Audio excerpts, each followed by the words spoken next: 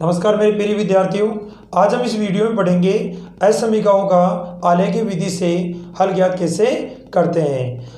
असमीका एक तो एक चर की होती है और एक द्विचर की होती है। हम सबसे पहले पढ़ेंगे एक चर की असमीका। असमीका होती क्या है? जब देखो मैं चार चिन्ह लिख रहा हूं यहाँ पर, इनमें से अगर कोई सा भी चिन्ह अगर विद्यमान होता है तो वह असमीका कहलाती है। हम सबसे पहले लेंगे असमीका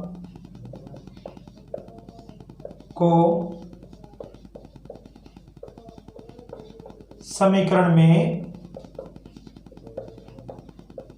बदलने पर, असमीका को समीकरण में बदलोगे तो x बराबर क्या लिखेंगे हम 2, यानी कि असमीका का जो चिन्ह आता है उसकी जगह हमारे को किसका चिन्ह लगाना पड़ता है? बराबर का। अब लिखेंगे हम आगे निर्देशांक। इसका निर्देशांक हो जाएगा 2 और 0, यानी कि x का मान तो 2 है और y का मान कुछ नहीं है तो क्या ले लेंगे हम 0। हम पहले एक बार ग्राफ बनाते हैं। यह है x एक्स, यह है y एक्स, यह है x डैश एक्स और यह है y डैश एक्स। इधर होगी 1 2 3 4 तक ले लेंगे। इधर 1 2 3 4, नीचे -1 -2 -3 -1 -2 -3, यहाँ पर हो गया बिंदु 0 0, यानी कि मूल बिंदु है। इसका जो पैमाना होगा x अक्ष पर तो 1 सेंटीमीटर बराबर 1 इकाई और y अक्ष पर 1 सेंटीमीटर बराबर 1 इकाई। अब इसमें हम 2 और 0 दर्शाएंगे। 2 और 0 ये ना, तो इसकी रेखा हो जाएगी इस प्रकार से बिल्कुल सीधी, 2 और 0। तो मेरे प्रिय विद्यार्थियों, ये सीधी रेखा कैसे आई मैं आपको बताऊं कि जब भी जो एक चर की असमीका होती है, एक चर की असमीका जैसे x बड़ा है 2 से, यानी x वाली असमीका है उसकी जो रेखा आएगी वो आएगी y एक्स के समांतर, और जो y वाली असमीका होती है, जो y वाली असमीका होती है उसकी जो रेखा आएगी वो आएगी x एक्स के समांतर। कैसे आएगी मैं एक टेबल लेके समझा रहा हूं आपको। ये ली मैं टेबल, यहां पर x और यहां पर y। अब x का मान तो निश्चित है 2 2 और 2। अब y का मान चेंज होता रहेगा आपके अनुसार, कोई सा भी लिखो। मैं यहाँ पे लिख रहा हूं 0 1 और 2। अब ध्यान तो 2 और 0 पर तो निर्देशांक बन रहा है ये वाला। अब 2 और 1 की निर्देशांक लेकर बिंदु बनानी है। 2 और 1 होगा यहाँ पर, 2 और 2 कहाँ होगा यहाँ पर। तो अगर जी इनको मिलाएंगे तो हमारे को सीधी रेखा ही प्राप्त होगी। इसलिए बोलते हैं कि अगर जब x वाली असमीका है तो उसकी रेखा बनेगी, वो बनेगी y एक्स के समांतर। अब आगे देखते हैं हम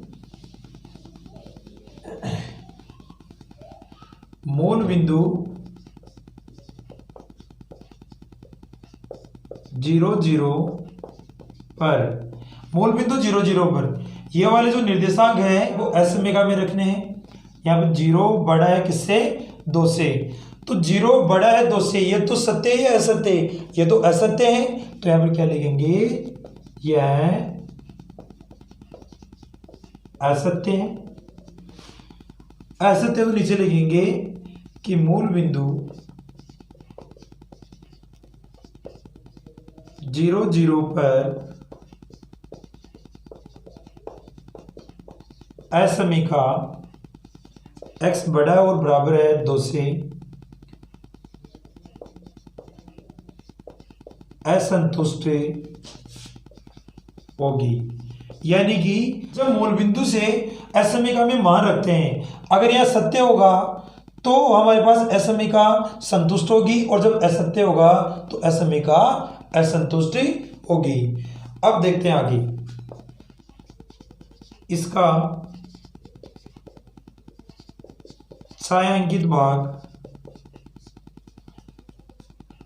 सरल रेखा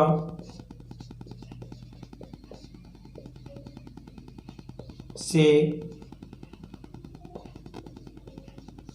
मूल बिंदु के विपरीत होगा। यानी कि जो छायांकित भाग होगा सरल रेखा, ये वाली सरल रेखा से मूल बिंदु के विपरीत, यानी मूल बिंदु है इससे विपरीत उल्टा उधर होगा, तो इसका ये छायांकित क्षेत्र हो जाएगा। जो ये छायांकित क्षेत्र है यही हल समुच्चय होगा। तो नीचे क्या लिखेंगे हम, अतः यह छायांकित क्षेत्र इसका अभिष्ट हल समुच्चय होगा। तो मेरे प्रिय विद्यार्थियों, आप इस प्रकार से एक चर वाली असमीका का हल निकाल सकते हो। अब हम पढ़ेंगे दो चरों वाली असमीका का हल कैसे निकालते हैं। वही सबसे पहले असमीका को समीकरण में बदलने पर, असमीका को समीकरण में बदलोगे तो आएगा 2x प्लस 3y बराबर 6। यानी कि ये लाइन समीपिक है कि असमीका को समीकरण में बदलने पर। अब 2x प्लस 3y बराबर 6 इसके निर्देशांक निकालेंगे। तो मैं एक टेबल बना रहा हूं यहां पर। पहले यहां x का मान आएगा, यहां y का मान, और मैं दो मान निकालेंगे इसमें। मैं लिखूंगा x बराबर 0 रखने पर, x बराबर 0 रखने पर तो ये हो जाएगा 2 इंटू 0 प्लस 3y बराबर 6। तो y बराबर कितना हो जाएगा, यानी ये तो 0 हो गया, 3 का भाग हम 6 में देंगे 2 बार जाएगा, तो यहाँ पर y बराबर हो जाएगा 2। यानी कि जब x का मान 0 रख रहे हो तो y का मान कितना आ रहा है 2। अब क्या करेंगे, y बराबर 0 रखने पर 2x प्लस 3 इंटू 0 बराबर 6 है। तो इस 2 का भाग, अब ये तो 0 हो गया, 2 का भाग 6 में देंगे कितनी बार जाएगा, 3 बार, तो x का मान कितना आ जाएगा 3।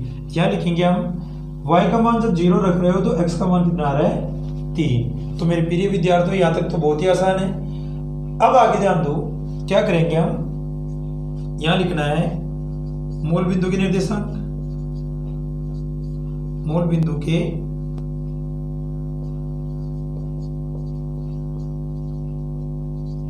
निर्देशांक 0 0 है। अब क्या करेंगे, जो मूल बिंदु के निर्देशांक आ गए इनको हम असमीका में रखेंगे। असमीका में रखेंगे तो 2 इंटू एक्स की जगह 0 प्लस 3 इंटू वाई की जगह भी 0। फिर क्या बोल रही है कि छोटा है ये वाला किससे, 6 से, तो ये क्या हो जाएगा 0 और 6, यानी कि 0 छोटा है 6 से, तो ये तो बात सत्य है। तो यहां लिखना आपको यह सत्य है। अगर यह सत्य है तो आपकी जो असमीका है वो संतुष्ट होगी। असमीका क्या होगी, संतुष्ट हुई। अगर यहां पर असत्य होता तो असमीका क्या हो जाती, असंतुष्ट। तो आगे लिखेंगे हम कि मूल बिंदु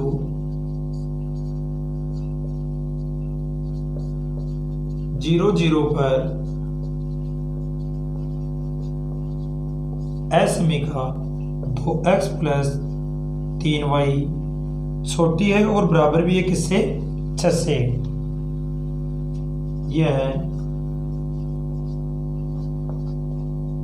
संतुष्ट होगी।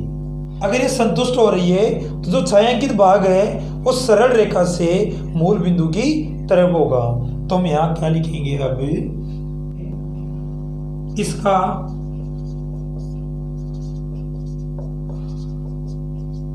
छायांकित क्षेत्र सरल रेखा से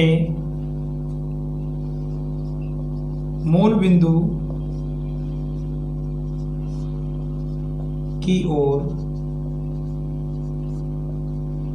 होगा। यानी कि इसका जो छायांकित क्षेत्र है सरल रेखा से मूल बिंदु की ओर होगा। तो इसका जो हल समुच्चय लिखेंगे वो लिखेंगे नीचे। अतः यह छायांकित क्षेत्र इसका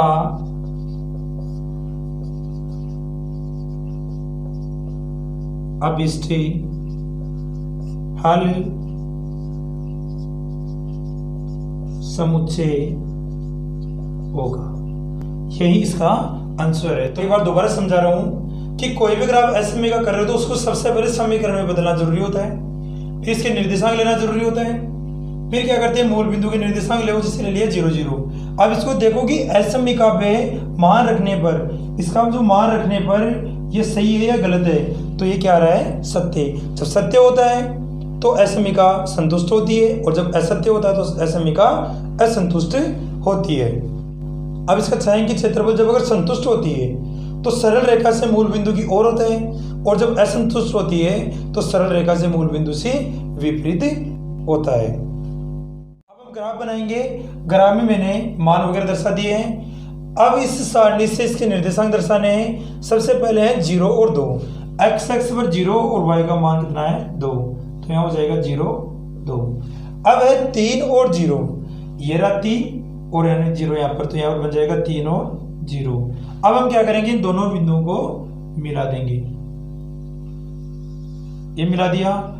अब रही बात कि इसका जो छायांकित भाग था, छायांकित भाग कहाँ था, मूल बिंदु की ओर, सरल रेखा से मूल बिंदु की ओर, तो इधर हो जाएगा इसका छायांकित भाग। तो मेरे प्रिय विद्यार्थियों, आप इस प्रकार से आप एसएमए गांव को हल कर सकते हो। मैंने इसमें पैमाना नहीं लिखा है, पैमाना आप स्वयं को लिखना है।